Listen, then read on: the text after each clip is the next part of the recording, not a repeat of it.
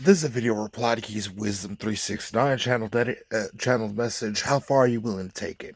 Alright, to go ahead and clarify, I know exactly who you're talking about, how identified, and ultimately what factors ended up going ahead and being the giveaway. Funny thing is, when you end up having a corrupt police lieutenant that ended up going ahead and facilitating quite literal human rights violations, literal fucking war crimes on federal property, it's like, how did you go ahead and narrow it down? Well, Shushki, ultimately, his arrogance is absolutely his undoing. All right. And the funny thing is, for anybody that is not a comic nerd, all right, like comic books, they would have completely missed it. But for somebody who likes comic book history and comic books as much as I do, it was right there for a long while. I just wanted to go ahead and see how much was acceptable collateral damage to Shusky. All right. And the answer is far too many. All right. So ultimately, that ended up going ahead and helping me to, identify exactly the level of threat that I'm dealing with in that aspect. All right. But think of the name. All right. You know how there's power in a name? All right. Shusky. Shush. Silence. Key. Silence is the key. All right. Hush. Hush money. Bribery. All right. But there's also another reference to Hush. Hush is also the twin brother of Bruce Wayne that ended up bandaged face and everything, that literally did not end up going ahead and appearing until early 90s. All right.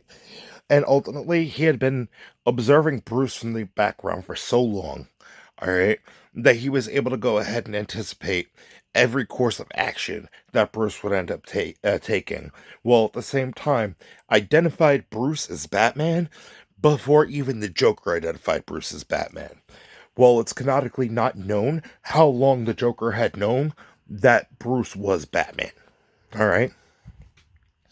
So, that being said, Shushki, hush, all knowing through power of observation. Observation, observe, watch, All right. So, imagine the man behind the curtain, all right? Quite literally, don't mind me just watching. All right. So, ultimately, Shushki ends up going ahead and, thinking, how could he go ahead and keep this whole thing covered up? All right. Ultimately, set up a Truman Show type scenario within, these direct vicinity while simultaneously attempting to limit my mobility while, keeping a severe triangulation, while at the same time beyond constant observation. All right. So, ultimately, that whole situation would have blown up, and ultimately wanted to go ahead and use my need to debate, my need to, not stay silent, because, First Amendment right. If you're willing to give one of your rights away, what other rights are willing to be given away? All right. At the same time, the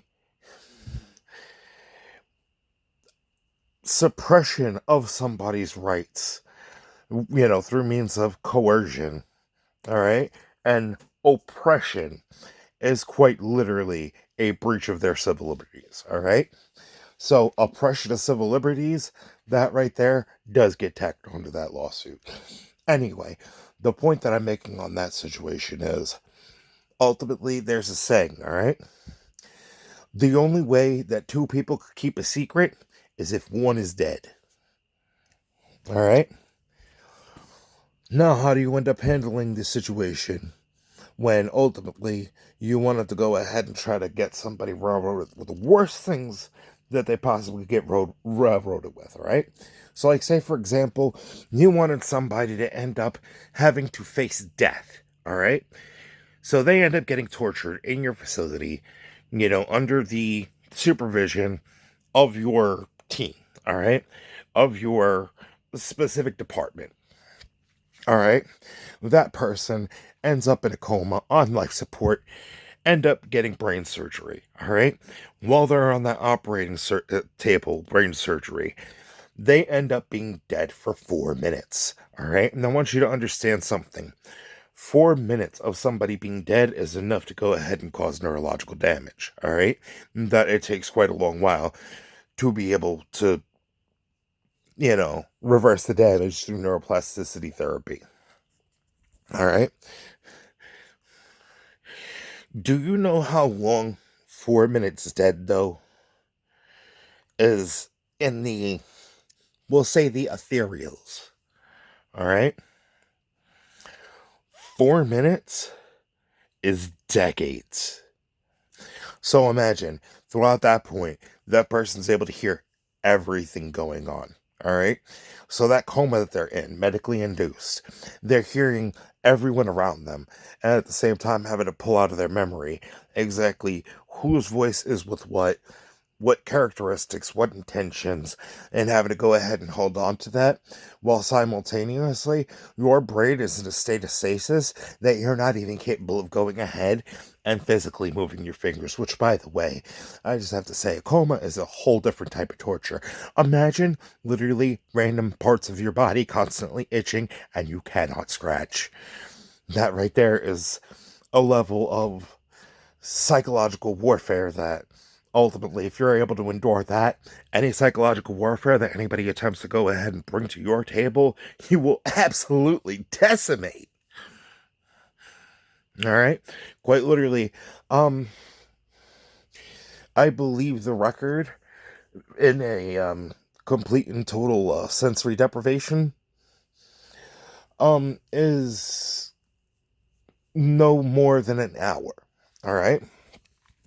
I want you to realize a coma is a sensory deprivation that there is, timeline wise, is insane.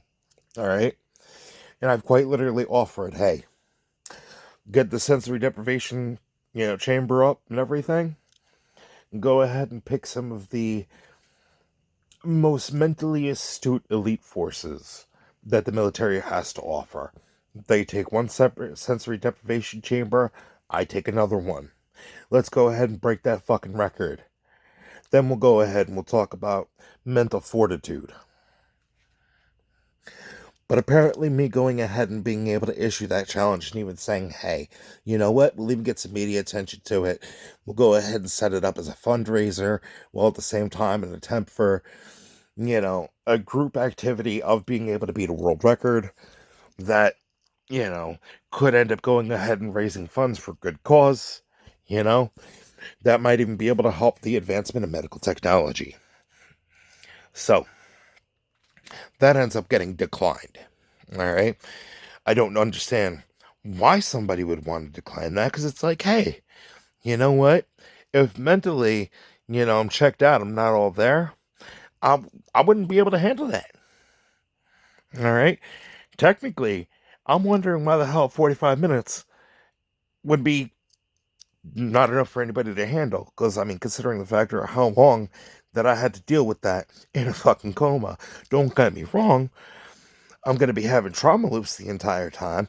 And I understand with that sensory deprivation, I'm going to be able to make all the sound that I want and everything. But ultimately, I will be insulated to the point where there's nobody that will be able to hear me scream. All right. Time locked chamber. All right. That time lock set for no sooner to open than 50 minutes. But, yeah, you ask me how far I'm willing to take it. I'm pretty sure that's pretty fucking far.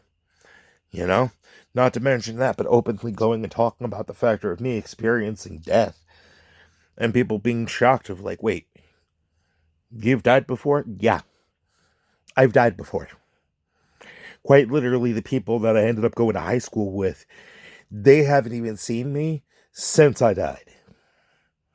All right? So now imagine, too, that after you end up dying, every weird occurrence that you ever dealt with, every picking up on people's feelings, every weird chill and sensation, that ends up going ahead and being the prologue to a supernatural event, a paranormal encounter. Yeah, I'm pretty sure that the days of giving a fuck if people look at me like I'm crazy or think I'm crazy are long gone. All right. So now the question is, to what end? What purpose would it serve? That question right there. The motive to the madness. That's the one that absolute transparency and informed consent needs to absolutely revolve around. Otherwise, any forward suggestions, proposals, or propositions will go ahead and get shot down immediately. All right? Especially because at this point, I've already proven that I'm willing to risk life and limb to go ahead and hold my very fucking position. Especially considering the factor of how long it took me to go ahead and gather up the evidence to go ahead and establish a timeline and prove the factor of the very statements that I ended up making in the first place and having to testify back in 2013 or 14. All right. To go ahead and clarify exactly how the hell the financial mess that ended up happening even happened in the first place. All right. So,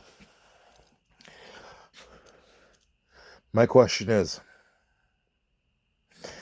how do we do it in a way that could end up going ahead and mitigating any potential lethal interjections from outsiders?